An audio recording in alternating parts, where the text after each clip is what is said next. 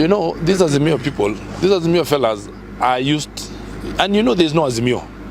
I don't know why you people just go round and round. There's only one man called Raila Amolo Odinga. He is the only man who is looking for a chance to get into the government through the back door.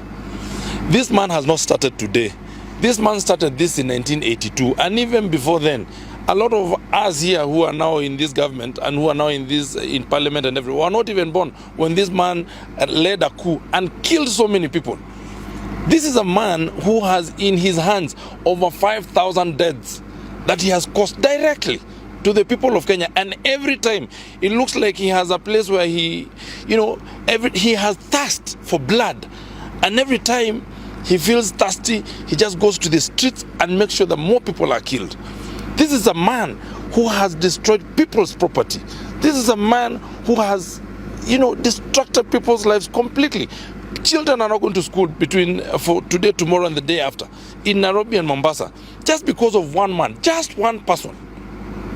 And this man, his greed for power cannot be satiated. You cannot satisfy his greed for power. And he just wants to hear people talk about him. In fact, I am told that now he considers himself deaf because he does not hear himself being talked about. And every time he doesn't hear himself talked about, he goes to the streets so that we keep talking now. He just wants to be praised and talked about. This is a man who can use his own mother's skin to make a drum, so just so as to sound his praises. He's just a difficult man. We cannot even continue talking about him. So what we have done, and I hope you have been listening to what has happened today in Nairobi. This government has decided enough is enough. You know, we were in State House on Saturday, and we told the president to really be firm and deal with this guy conclusively. And I think today we are going to find very serious consequences. I am sure. And I keep saying that all governments are phallic. This government has now assumed the size of a phallus, and Raila Odinga is going to be feeling pain in some parts of the body very soon. Yes. Why are you also oppressing Mama Ngina Kenyatta? We are not oppressing Mama Ngina Kenyatta. No. We are not oppressing Mama Ngina Kenyatta. The only thing that has happened is that we are hard pressed for manpower in the police service.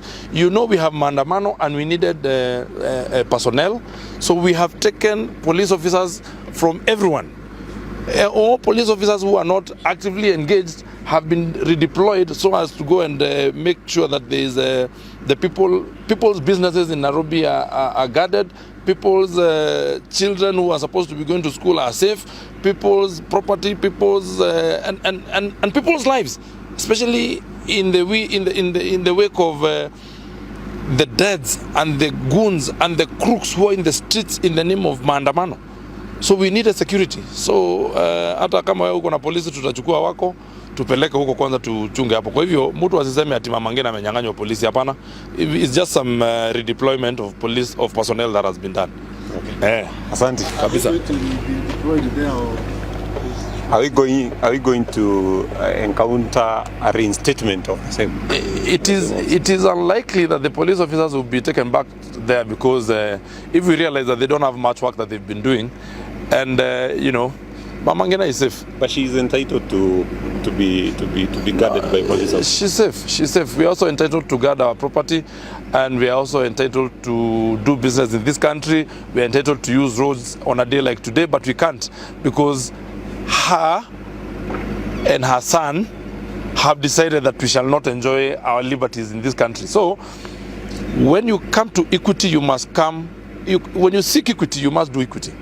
And when you come to the table of equity, you must come with clean hands. That is a writ of law, and that must be followed.